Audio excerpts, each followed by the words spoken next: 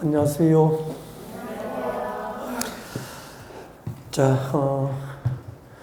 부동산 공법에서 부동산은 토지하고 또 토지에 정착된 정착물, 그죠? 건축물, 대표적으로 건축물이 이제 부동산이다라고 했을 거예요. 네.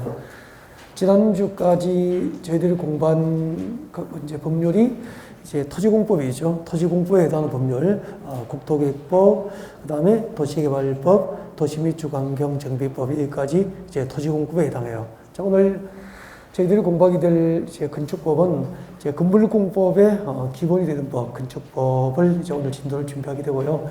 다음 주에는 또 이제 두 번째 법률, 주택법, 그렇게 해서 건축물에 관련된 법률 두 개를 이제 2주 연속으로 공부하게 되죠.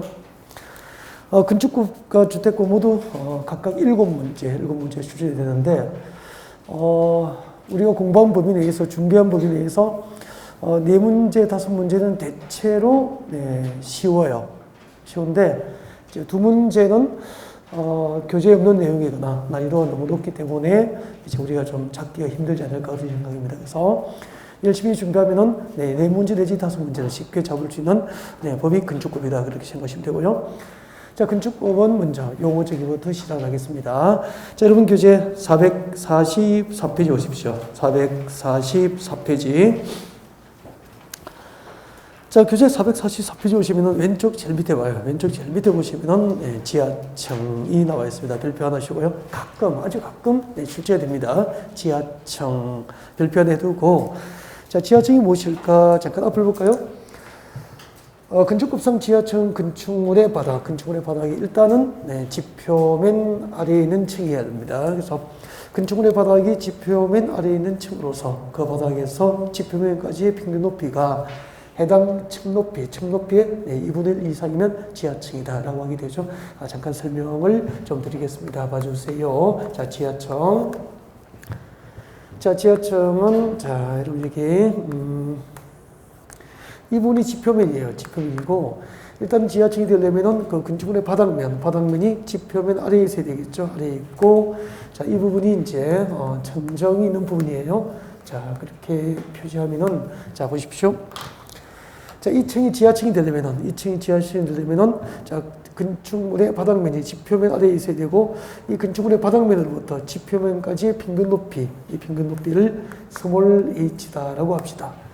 자, 건축물의 바닥면으로부터 지표면까지의 평균 높이가 해당 층 높이의 얼마 이상이 되게 되죠?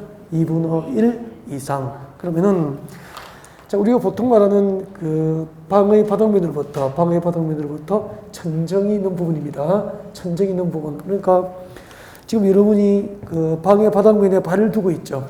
발을 두고 있는 부분으로부터 형광등이 달리는 천정 부분까지 높이를 무엇이라고 할까요? 그 높이를 반자 높이라고 그래요. 반자 높이라고 합니다. 반자 높이. 그래서 우리 건축부에서는 천정이라는 말을 안 써요. 반자라고 합니다. 자, 그러면 층고가 뭘까요? 층고. 자, 층 높이는 방의 바닥면으로부터 방의 바닥 구두체 밑면이죠. 지금 여러분은 방의 바닥 구두체 밑면에 발을 두고 있죠. 그 방의 바닥 구두체 밑면으로부터 위층 바닥 구두체 밑면까지의 높이, 이것을 층고라고 합니다. 층의 높이가 되는 거죠. 지금 우리 학원이 4층인데 이 4층의 층 높이는 4층 바닥 구조체 밑면부터 어디까지? 5층 바닥 구조체 밑면까지 높이를 층 높이라 그래요. 그러면은 2층이 지하층이 되려면은 방의 바닥면으로부터 지표면까지의 평균 높이가, 이 층 높이에 얼마 이상이 되어야 되죠? 2분의 1 이상이 되어야 2층이 지하층이 된다는 거죠. 그래서 층 높이의 2분의 1 이상, 절반 이상이 지표면 아래에 있어야 된다는 뜻이에요. 그래서 적어보면 이렇게 되죠. 자, 지하층이란 방의 바닥면으로부터 지표면까지의 평균 높이, 스몰 h가 층 높이 2분의 1 이상이니까 2분의 1과 같거나 커야 되죠. 2분의 1. 무슨 높이죠? 층고를 라지 h라면은 라지 h의 2분의 1 이상이 되어야 된다, 그런 뜻이에요. 이게 지하층이 됩니다. 그러면은 문제 되겠습니다. 층 높이가 10m면은 방의 바닥면으로부터 지표면까지의 평균 높이가 5m라면은 해당 층은 지하층이다. 5 믿겠습니까? 5. 층 높이가 10m니까, 그죠? 방위 바닥면으로부터 지표면까지 평균 높이는 그 2분의 1 이상, 5m 이상이면은 이 층은 지하층이 되는 거죠. 이해가 됐죠? 네. 그 다음에 오른쪽으로 갑니다. 445페이지죠? 자, 거실이 나와 있습니다. 거실은 지나갈 때 읽으면 되죠. 지금 여러분 머릿속에는 이제 TV도 있고, 가족들이 휴식하는 공간, 소파도 있고, 그죠? 이거 거실이죠. 근데 우리 건축법상 거실은, 자, 교재 보십시오.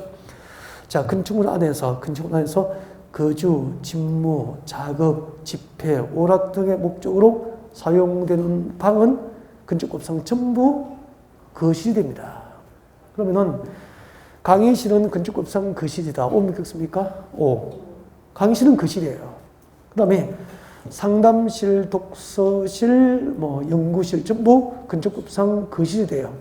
근데 현관, 복도 이런 것은 건축물 아니지만 거주, 직무, 작업, 오락 등의 목적으로 사용되는 방이 아니죠. 그래서 현관이나 복도 이런 것은 건축법상 거실에 해당하지 않는 거예요. 물어볼게요. 화장실은 건축법상 거실이다. 5 믿겠습니까?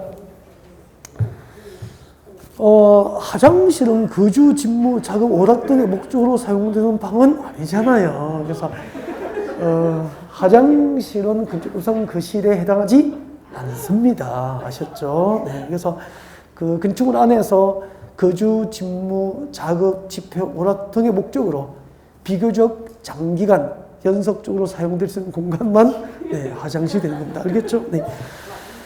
자, 그 다음에 내려오시고요. 건축법상 주요 구조구가 나와 있습니다. 주요 구조구. 시험에 자주 나오죠? 주요 구조구. 단독 출제도 되고 가끔 또 보기에 들어갑니다. 꼭 암기됐으면 좋겠습니다. 별표하시고요. 자, 건축법상 주요 구조구는 내력, 벽, 기둥, 바닥, 보, 지붕틀, 주, 계단. 그래서 첫 글자 동그라미 하면은 내기, 바보, 지. 그 다음에 어디에서? 주 계단이니까 계단에서. 그래서 계단에서 내기하면 바보 된다. 그렇게 보시면 되겠죠? 내기, 바보지, 계단에서. 그렇게 하시면 되겠네요. 자, 그렇게 해놓고, 잠깐만요. 자, 여러분, 이게 건축물의 이제 기둥이 됩니다. 기둥이에요. 네, 기둥이고, 바닥면이고, 지표면이고, 그렇게 되겠죠. 자, 기둥인데, 기둥은 다 알고요. 여러분, 기둥과 기둥을 이쪽에서 이렇게 연결해주고 이어주는 게 있죠. 이게 뭐죠? 이것을 이제 보라고 합니다. 보. 대들보는 들어보셨죠? 대들보. 그래서 건축물의 가장 중심이 되는 기둥 두 개를 이제 이어주면은 대들보가 되는 거죠. 자, 기둥과 기둥을 위해서 연결하는 게 보가 되고요. 그 다음에 지붕을 얹기 위해서 석가래와 같은 구조물을 넣게 됩니다. 네, 이것을 지붕틀이라고 그래요. 지붕틀. 지붕을 얹기 위한 구조물이죠. 지붕틀 그래요. 그 위에다가 이제 석가래를 넣고 위에다가 이제 이렇게 지붕을 얹게 되죠. 지붕 그렇게 되죠. 다음에 그 보 아래쪽에 기둥과 기둥 사이에 보 아래쪽에 이렇게 벽을 쌓게 됩니다. 이 벽을 쌓게 되는데 이 벽이 콘크리트 구조로 된 단단한 구조로 하면은 위에 보라든지 지붕을 받쳐줄 수 있는 견딜 수 있는 힘이 있죠. 그래서 이 벽을 견딜 수 있는 힘이 있다고 해서 내력벽이라고 그래요. 내력벽이다. 그렇게 해주면서 보통 그 콘크리트 구조로 된 벽이라면은 위에 보라든지 지붕을 받쳐줄 수 있는 견딜 수 있는 힘이 있죠. 그래서 단단한 구조로 된 그 콘크리트 구조로 된 벽은 내력벽이다. 그렇게 보시면 돼요. 아셨죠? 네. 그래서 자, 건축법상 이제 건축물의 주요 부분을 이제 잠깐 소개를 드린 거고, 이 중에서 건축법상 주요 구조가 될 것은 내력벽, 그리고 기둥, 바닥, 보, 지붕틀, 그리고 주계단을 건축법상 주요 구조다라고 합니다. 어떻게 오죠? 내기, 바보지, 계단에서 그렇게 기억합니다. 자, 출제 가능한 그 용어 정의죠. 용어 정의였고, 그 다음에 449페이지 이제 도로가 나와 있습니다. 도로. 어차피 해야 되니까 449페이지 도로를 잠깐 보겠습니다. 보십시오. 449페이지 도로 11번은 별표하시고 도로 아주 중요해요. 449페이지 있습니다. 네, 자, 이 도로는 그 449페이지 맨 밑에 보면은 빈 공간이 있죠. 빈 공간에다가 그림을 그리면서 수업을 듣도록 그렇게 합니다. 그림 그리세요. 자, 근접부상 도로가 되죠. 도로.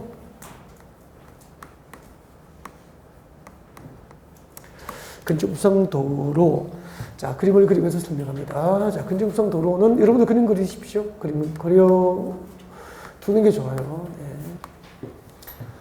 자, 근접부상 도로. 자, 이것이 근접부상 도로가 되려면은 자, 첫 번째 보행과 차량 통행이 모두 가능해야 됩니다.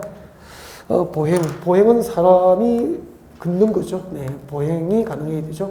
사람이 다닐 수 있어야 되죠. 보행. 자, 보행과 그 다음에 플러스 차량 통행이죠.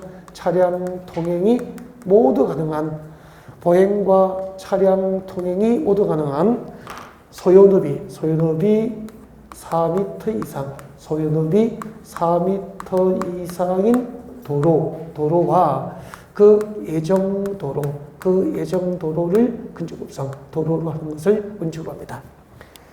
보행과 자동차 통행이 모두 가능한 소요너비 4m 이상인 도로와 그 예정도로를 근접부상 도로로 함을 원칙으로 합니다. 여기까지 좀 암기했으면 좋겠고요.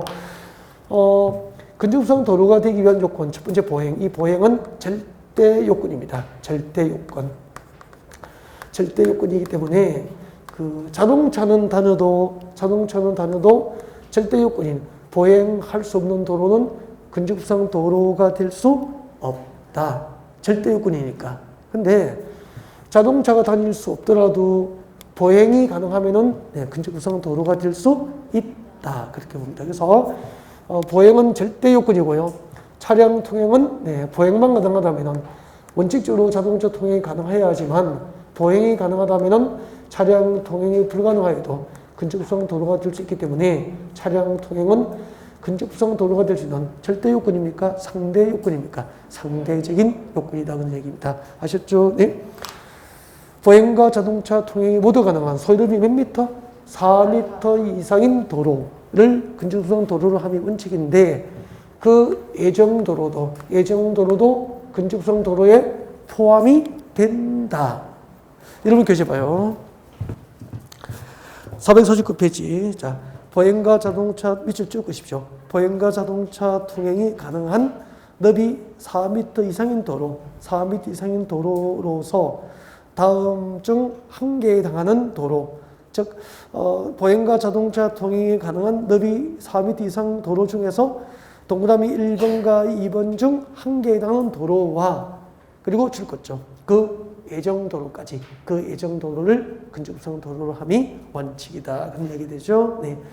자, 그 다음에 한번 보세요. 그 다음에 여기 이제 만약에 산이라면은 자, 도로가 산 비탈로 이렇게 경사지로 이제 비탈면을 오르게 되면은 경사각도가 크면은 자동차가 올라갈 수 없잖아요. 그래서 지형적인 조건으로 자동차 통행이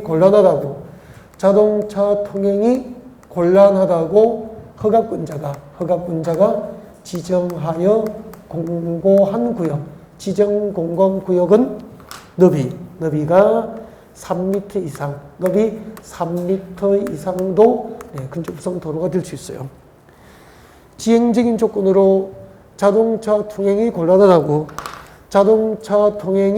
곤란하다고 지정 공고된 구역은 몇 미터? 너비 3m 이상. 3m 이상 도로는 근접부상 도로가 될 수 있고요. 만약에 그 도로가 끝부분이 막혀 있습니다. 끝부분이 막히면은 막다른 도로라 그래요. 그 도로가 막다른 도로로서 막다른 도로의 길이가 10m 미만이면은 너비가 2m 이상이어도 근접부상 도로로 인정합니다. 지형 조건으로 자동차 통행이 곤란하다고 지정 공고된 구역 안에 있는 도로가 끝부분이 막힌 막다른 도로로서 그 길이가 몇 미터? 10m 미만이면은 이 너비가 2m 이상이어도 근접부상 도로로 인정을 할 수 있게 되죠. 자, 근접부상 도로 세 가지를 배운 겁니다. 세 가지. 자, 교재를 차분히 읽으면서 한 번 더 복습을 할 수도 그렇게 하시고요. 네. 자, 그 다음에 이제 나머지 용어 정의는 수업 진행하는 과정에서 진행되고요. 특별히 여기서 별도로 다루지는 않습니다. 출제 가능성이 매우 희박하다. 그렇게 보시면 돼요. 네. 자, 그러면은 지금부터 이제 본격적으로 자, 용어 중에서 지하철하고 주요 구조부 그리고 건축성 도로 등에 대해서 설명드렸고요. 이제부터 본격적으로 이제 건축법 진도를 나가볼지도 그렇게 할까요? 자, 여러분 교재 자, 건축법 적용 대상입니다. 일단 앞으로 한번 볼까요? 자, 오늘 첫 시간에는 건축법이 어디에 적용될까? 그 건축법 적용 대상을 이제 공부하실 텐데 세 가지로 나눌 거예요. 세 가지로. 첫 번째가 건축법 적용 대상물입니다. 건축법에 적용을 받는 대상물이죠. 물은 뭐죠? 사물이죠. 건축법은 어떤 사물에 적용이 될까? 그런 이야기예요. 자, 건축법 적용받는 대상물은 세 가지가 있습니다. 일단 목차 외우십시오. 자, 건축법 적용받는 대상물은 건축물, 대지, 공작물은 건축법 적용을 받게 돼요. 건축법 적용을 받는 대상물은 건축물, 대지, 공작물 이렇게 되는데 건축물은 건축법 적용을 받는 것도 있고 또 건축법 적용을 받지 않는 건축물로 구별돼요. 시험에 생각보다 자주 나와요. 그래서 건축법 적용을 받는 건축물하고 건축법 적용을 받지 않은 건축물을 구별을 하셔야 돼요. 근데 쉬워요. 쉬운데 시험에 자주 나오죠. 잠시 뒤에 보겠습니다. 그 다음에 대지. 자, 이때 대지는 이제 건축법상 대지가 되는 거죠. 건축법상 대지인데 그 부동산 학과에서 학문적으로 대지의 개념을 정의할 수도 있고요. 또 지난주에 공부했던 정비법상 대지의 개념도 있고, 그 다음에 오늘 이제 배우는 대지는 건축법상 대지예요. 그러면은 나중에 우리가 이제 실무에 나가면은 대부분 건축법상 대지에 해당해야 건축법상 건축 허가를 받을 수 있게 돼요. 그래서 자, 이 어떤 대지가 건축법상 대지가 될 수 있을까를 이제 잠시 뒤에 공부하게 됩니다. 그 다음에 건축물과 공작물의 공통점은 자연적으로 존재하는 겁니까? 인공적으로 제작 설치됩니까? 인공적으로 제작 설치돼요. 근데 인공적으로 제작되고 설치되는 시설물 중에서 지붕이 있으면 뭐죠? 건축물이에요. 건축물이고 지붕이 존재하지 않는 것. 지붕이 존재하지 않는 것은 건축물입니까? 공작물입니까? 공작물. 예를 들면은 제 오른쪽은 지붕이 있죠? 그럼 건축물이에요. 건축물인데 왼쪽은 이게 강고판이에요. 강고판. 고속도로 주변에 강고판이라면은 지붕이 있습니까? 없습니까? 없죠. 그럼 이것은 건축물입니까? 공작물입니까? 공작물이 되는 거죠. 그래서 인공적으로 설치되는 시설물이라는 점에서 똑같지만 지붕이 존재하면은 건축물, 지붕이 존재하지 않으면 공작물 그렇게 보면 돼요. 근데 이 공작물은 전부가 건축법 적용을 받는 것이 아니고 그 공작물의 종류별로 이제 일정한 범위를 넘으면은 이제 건축법 적용을 받고 축조 신고를 하도록 합니다. 그래서 공작물 중에서 그 종류별로 건축법 적용을 받는 범위를 살짝 암기를 하셔야 돼요. 자, 이런 부분을 이제 건축법 적용 대상물로서 공부하게 됩니다. 몇 가지 했죠? 세 가지. 건축법은 어디에 적용되는 법이죠? 건축물과 대지와 그리고 공작물에 적용되는 법이다. 그렇게 하시면 되고요. 그 다음에 건축법 적용 행위죠. 건축법 적용 행위. 우리 그 건축주가 그 이 세 가지 건축 행위를 하거나 또 건축물을 크게 수선하는 대수선하는 행위를 하거나 그리고 사용 승인받은 건축물의 용도 변경하는 행위 이 세 가지 행위 건축 행위, 건축물을 대수선하는 행위 또 건축물의 용도 변경하는 행위를 하면은 건축법에 적용을 받기 때문에 건축주가 임의로 할 수 있습니까? 건축법이 정하는 절차에 따라서 해야 됩니까? 절차에 따라서. 그래서 건축법상 건축행위는 허가를 받는 것을 원칙으로 해요. 그래서 건축법상 건축 절차는 원칙이 허가. 근데 모든 건축을 허가받지 않죠. 일부 건축물은 신고로 건축할 수 있게 되죠. 잠시 뒤에 건축허가권자가 누구인지, 누구에게 허가받는지, 그죠?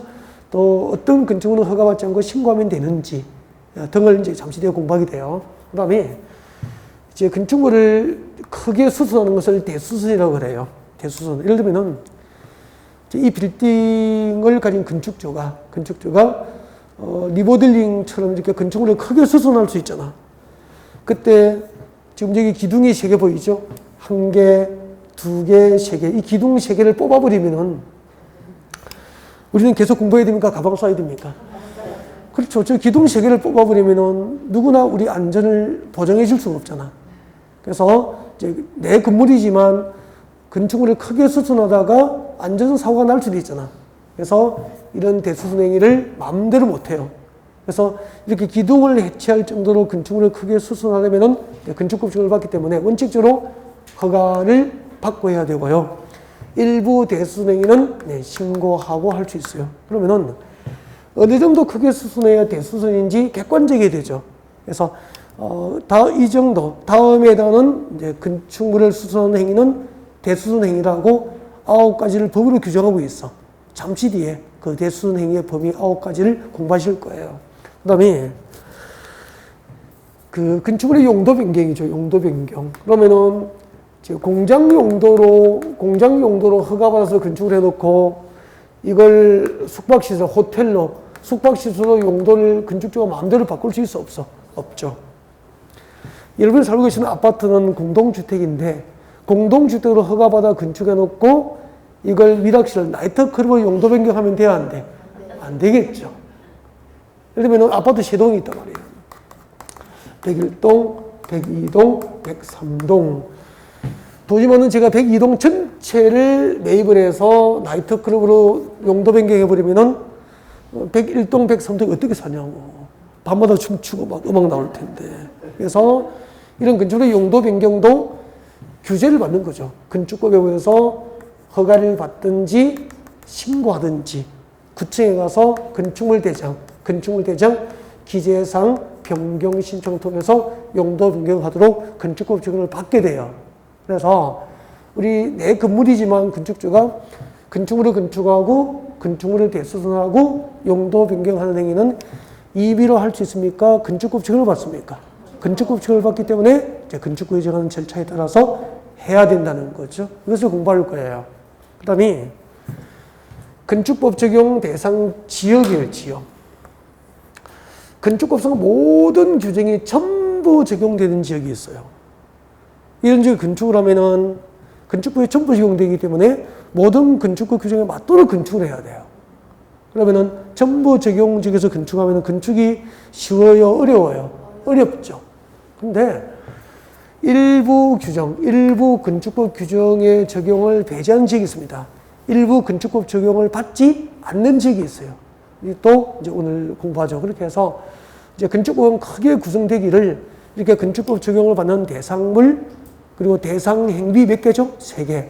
그리고 전부 적용 지역과 일부 적용을 배제하는 지역 이렇게 나누어서 이제 공부를 하시게 돼요. 이제 처음에 제가 이렇게 소개를 드리는 것은 체계적으로 좀 이해를 하자. 그런 의미에서 잠깐 소개를 드렸고, 그러면은 지금부터 본격적으로 이제 건축법 적용 대상물 중에서 건축물부터 이제 공부를 할 수 있도록 그렇게 준비할게요. 여러분 교재 그 건축물은 진도 여러분 교재 443페이지 한 페이지 앞으로 오세요. 443페이지 보시면 제일 위에 2번에 건축물 나와 있습니까? 별표하시고 시험에 나와요. 이거 자주 나오니까 꼭 하셔야 돼요.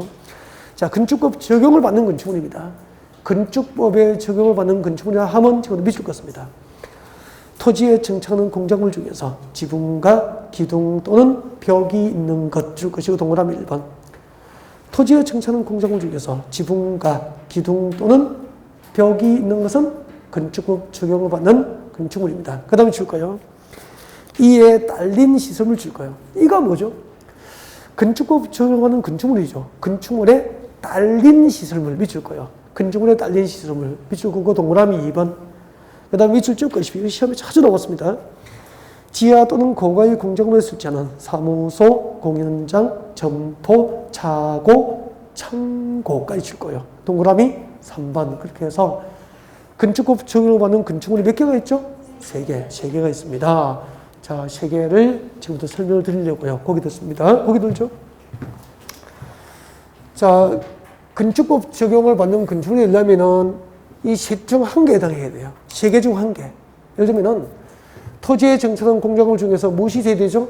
지붕가. 그리고 기둥 또는 벽이 있는 것은 건축법 처리를 받는 건축물이 되는 거죠. 그때 지붕은 필수예요. 필수. 토지에 정착한 공작물이 건축법 적용을 받는 건축물이 되기 위해서는 반드시 지붕이 있어야 돼요. 필수입니다, 필수. 지붕이 있으면은 기둥 또는 벽이 있으면 되니까 기둥 또는 벽이니까 기둥과 벽은 둘 모두가 있거나 둘 중 하나만 있어도 건축법 적용을 받는 건축물이 될 수 있다는 얘기 법적으로. 아시겠죠? 문제 되겠습니다. 문제. 자, 토지에 정착한 공작물 중에서 지붕과 벽만 있는 것은 건축법 적용을 받는 건축물이다. OX? O죠. 그럼 돼요. 너무 잘하셨고. 그 다음에 이 앞에 1번 건축법 적용하는 건축물을 말하는 거야. 이 건축법 적용을 받는 이 건축물에 딸린 시설물 적으십시오. 예를 들면은 교재 적으십시오. 건축법 적용을 받는 건축물에 딸린 시설물. 예를 들면은 대문, 담장, 옹벽 등도 건축법 적용을 받는 건축물에 해당해요. 건축물에 딸린 대문, 담장, 옹벽은 건축법상 공작물로 뭡니까? 건축법 적용을 받는 건축물입니까? 건축법에 적용을 받는 건축물로 본다 이 말이에요. 아셨죠? 두 가지 했고요. 그 다음 세 번째가 시험에 제일 많이 나온 거다. 진짜 자주 나와요. 지하 또는 고가의 공작물이죠. 지하 또는 고가의 공작물을 설치하는, 이거 좀 살짝 암기했으면 좋겠어요. 사무소, 공연장, 점포, 차고, 창고는 건축법 적용을 받는 건축물에 해당해요. 문제 될게요. 문제 됩니다. 이게 기출문제입니다. 기출문제. 지하의 공작물에 설치하는 창고는 건축법 적용을 받는 건축물이다. O 묻겠습니까? O. 그 기출문제예요. 그 다음에 이제 고가의 공작물은 여러분 그 서울의 내부 순환고속도로, 내부 순환도로 달려보면은 고가도로 구간이 많죠. 고가도로 구간이 많다고. 그 고가도로를 이렇게 이제 달리다 보면은 그 옆에 창고, 고가도로 주변에 이렇게 창고를 지어서 제설 장비 등을 넣어둔 건물이 있거든요. 이것은 대지에 건축된 건축물입니까? 고가의 공작물에 설치되어 있습니까? 고가의 공작물, 고가도로 위에 고가의 공작물에 설치된 창고잖아. 대지에 설치되지는 않았죠. 이렇게 지하나 고가의 공작물에 설치된 창고 등도 건축법 적용을 받는 건축물로 한다는 거예요. 이해가 되죠? 네. 자, 지금까지 건축법 적용을 받는 건축물을 몇 개 배운 거죠? 세 가지 꼭 기억하셔야 돼요. 자주 나와요.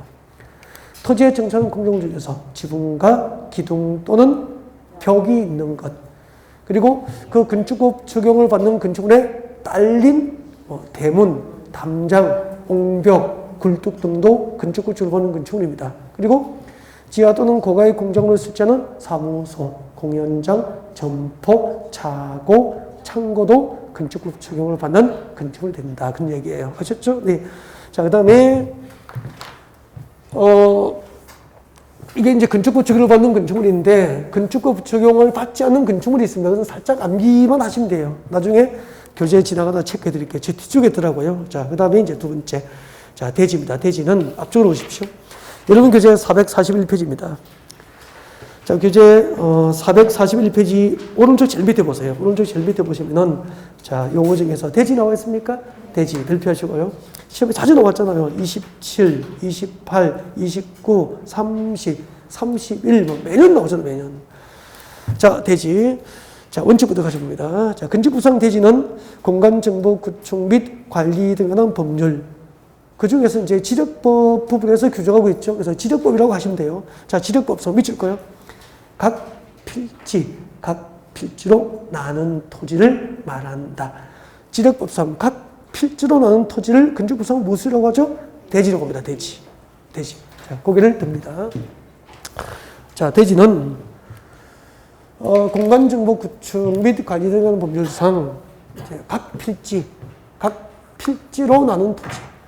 공간정보 구축 및 관리하는 법상 각 필지로 나눈 토지를 건축구조는 대지다라고 하게 되죠. 자, 이 말이 무슨 뜻일까요? 자, 설명합니다. 봐주시고요.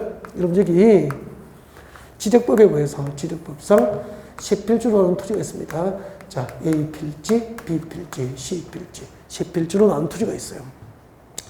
자, 이렇게 공간정보 구축 및 관리에 관한 법률에 따라서 세 필지로 나눈 토지가 있으면은 이 각각의 필지를 건축구조는 각각 뭐라고 봅니까? 대지라고 보는 거예요.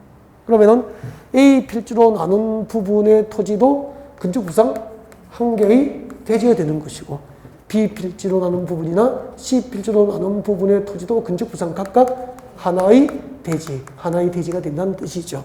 그래서 지적법상 각 필지로 나눈 토지가 건축구상 대지다라고 하는 말의 뜻은 적어도 괜찮습니다.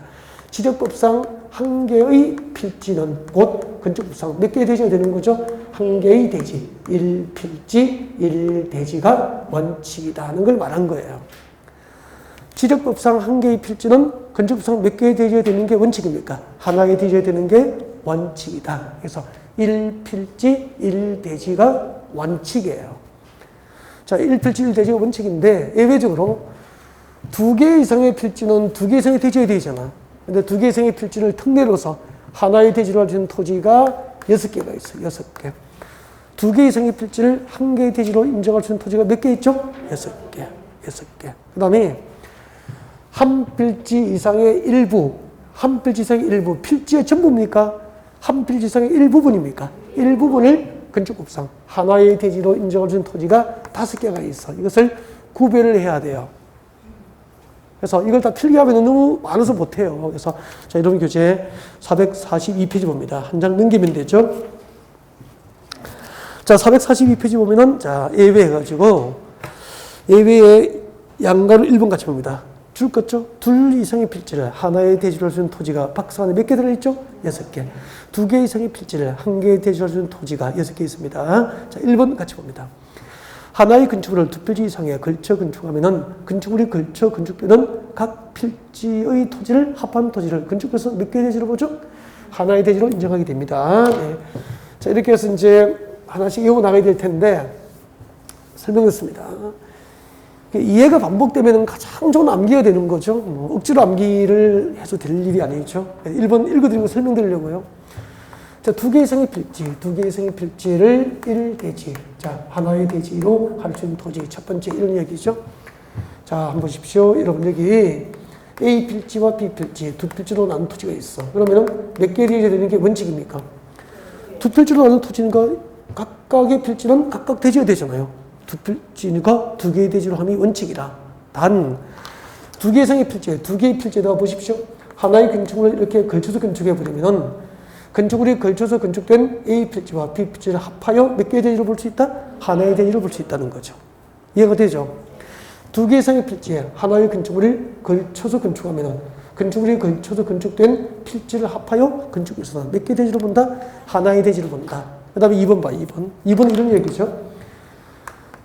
여러분, 지적법에서 합병할 수 없는 토지를 배우죠.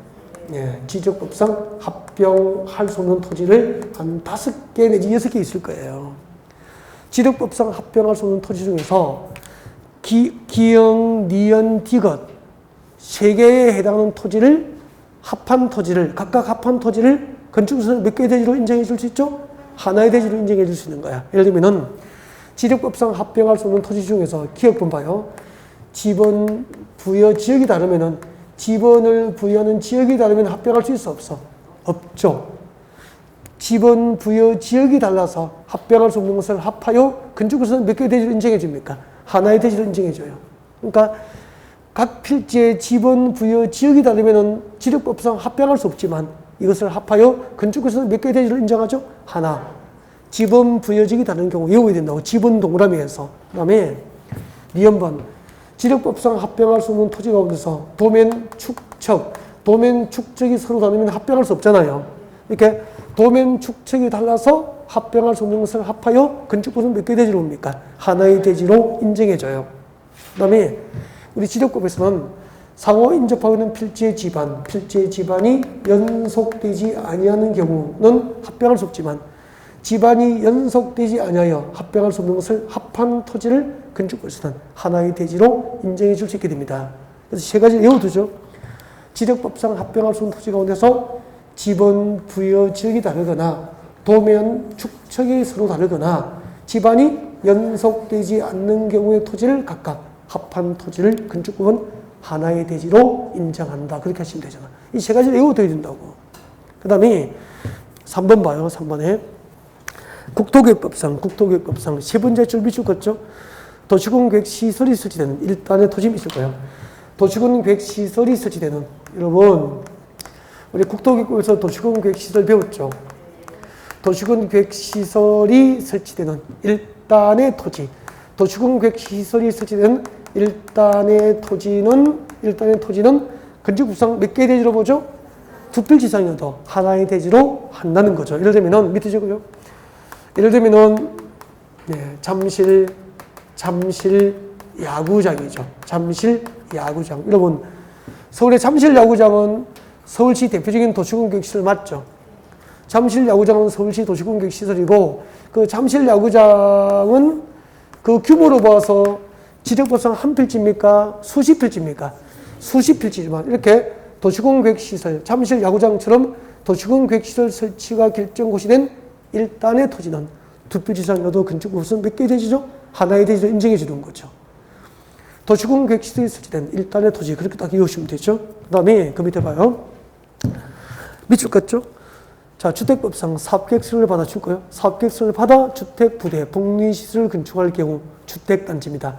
사업계획서를 받아 주택부대, 복리시설을 건축하는 경우 그 주택단지는 두 필지 이상이어도 몇 개의 대지가 됩니까? 하나의 대지가 돼요. 거기서 사업계획서를 얻어서 주택부대, 복리시설 건축하는 경우 밑에다가 적으십시오. 사업계획 승인 다음 주에 배우는데 우리 그 아파트를 지을 때 건축허가 받고 아파트를 지을 수도 있고 이제 주택법상 사업계획서를 받고 아파트를 지을 수도 있어요. 자, 이때 사업계획 승인 대상은 밑에 적으십시오. 사업계획 승인 대상은 30호, 30세대 이상입니까? 미만입니까? 이상. 단독주택 30호. 호는 단독주택 아니니까 30호는 단독주택을 의미하죠. 그리고 공동주택은 단위가 뭐죠? 세대니까 30세대는 공동주택을 의미하는 거예요. 그래서 단독주택 30호, 공동주택 30세대 이상을 건축할 때는 주택법에 의해서 사업계획서를 받고 아파트를 짓게 되는 거예요. 이렇게 단독주택 30호, 공동주택 30세대 이상이어서 주택법상 사업계획서를 얻어서 주택이 건축된 그 주택단지는 두 필지 이상이어도 그 주택단지는 몇 개의 대지로 옵니까? 하나의 대지라고 보는 거지. 더 쉽게 하면은 지금 여러분이 살고 계시는 아파트 단지는 이게 여러분이 살고 계시는 아파트 단지예요. 여러분이 살고 계시는 그 아파트 단지는 세대수가 30대 이상입니까? 미만입니까? 대부분이 30대 이상이죠. 단지 안에. 그러면은 건축허가 받고 아파트 지은 겁니까? 주택법상 사업계획서 받은 겁니까? 사업계획서 받고 아파트가 건설된 주택단지라고. 그 주택단지는 두 필지 이상이어도 건축법에서 몇 개 대지로 옵니까? 하나의 대지로 인정하는 거예요. 이해가 되죠? 네.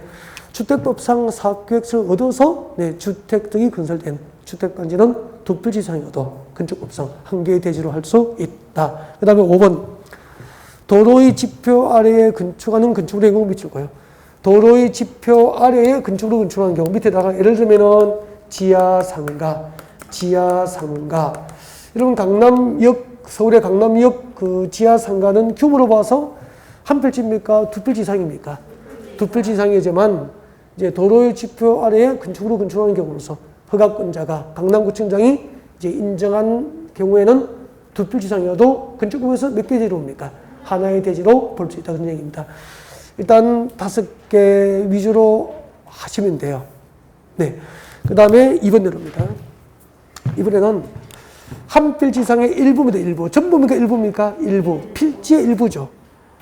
한 필지 이상의 일부. 필지의 일부분을 일부의 대지로 하지 않고 하나의 대지로 인정할 수 있는 토지가 몇 개가 있죠? 5개. 5개인데 설명 듣고 하면 돼요. 설명 듣고 보면은 4개만 살짝 외우시면 돼요. 너무 쉬워요. 그래서 자, 고개를 잠깐 한번 들어봅니다. 자, 한필지상의 일부를 자, 하나의 대지로 주는 경우죠. 잠깐만요. 여러분 여기 셋필지에 농지가 있습니다. A, B, C 셋필지에 농지가 있습니다. 대지입니까? 농지입니까? 농지. 셋필지에 농지가 있는데 이걸 그 셋필지 농지를 제가 샀어요. 제가 샀다고. 네. 보아하니까 진짜 농사를 지을 것 같습니까? 딴 생각이 있어 보입니까? 어떻게 하셨어요? 그 셋필지 농지에다가 건축을, 집을 짓고 싶어. 전원주택을 짓고 싶은 거야. 그럴 수 있죠. 셋필지 농지 사서 전원주택을 짓는데, 잘 보세요. 이 셋필지 농지 가운데서 이만큼만, 빚금 진부만큼 전원주택을 지으려고 그래요. 그러면은 농지에 집을 지을 수 있습니까? 없습니까? 없어요. 그러면은 농지법상 농지를 대지로 바꿔야 됩니다. 이것을 농지 전용한다 그래. 농지 전용이라 그래요. 농지를 농업 경영 외의 용도로 이용 목적, 농지의 이용 목적을 바꾸면은 농지 전용이 된다고. 그러면 농지를 대지로 바꾸면은 농지 전용, 산지로 대지로 바꾸면 산지 전용이 되는 거예요. 이렇게 농지를 대지로 바꾸려면 농지법에 의해서 농지 전용을 허가를 받아야 돼요. 그러면 잘 보세요. 농지 전용 허가받은 부분은 셋필지의 전부입니까? 일부분입니까? 일부분이지만 여기다가 전원주택을 지을 때는 농지 전용 허가받은 토지는 그 부분이 농지 전용 허가받은 부분이 한 필지 이상의 일부여도 일부의 대지로 봅니까? 하나의 대지로 봅니까? 하나의 대지로 인정해 주는 거예요. 원리가 똑같지. 만약에 이게 산지였다면은 농지 전용 허가 받습니까? 산지 전용 허가 받습니까? 산지 전용 허가를 받겠죠. 그래서 앞으로 이렇게 하면 되죠.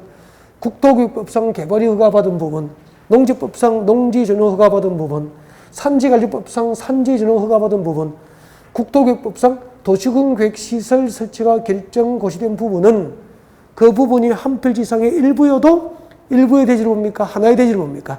하나의 대지로 인정해 주는 거예요. 그래서 4개만 외우면 되잖아. 교재 봐요. 원리가 똑같으니까 동그라미 1번 봅니다.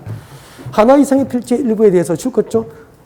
도시군계획시설이 결정 고시된 경우 2번 줄 것죠. 농지 전용 허가를 받은 경우 3번 줄 것이십시오. 산지 전용 허가를 받은 경우 4번 개발이 허가를 받은 부분은 이 4가지죠. 도시군계획시설이 결정 고시됐거나 농지법상 농지 전용 허가를 받았거나 산지관리법상 산지 전용 허가를 받았거나 국토교육법상 개발행위 허가받은 부분은 그 부분이 한 필지 이상의 일부여도 몇 개의 대지로 옵니까? 건축법상 하나의 대지로 본다. 인정해준다. 그런 얘기죠. 자, 그 다음에 책자 넘깁니다. 넘겨서 이제 443페이지 오른쪽이죠. 네. 책자 안 넘어갔습니다. 죄송합니다. 443페이지. 443페이지 동그라미 3번 찾으셨나요?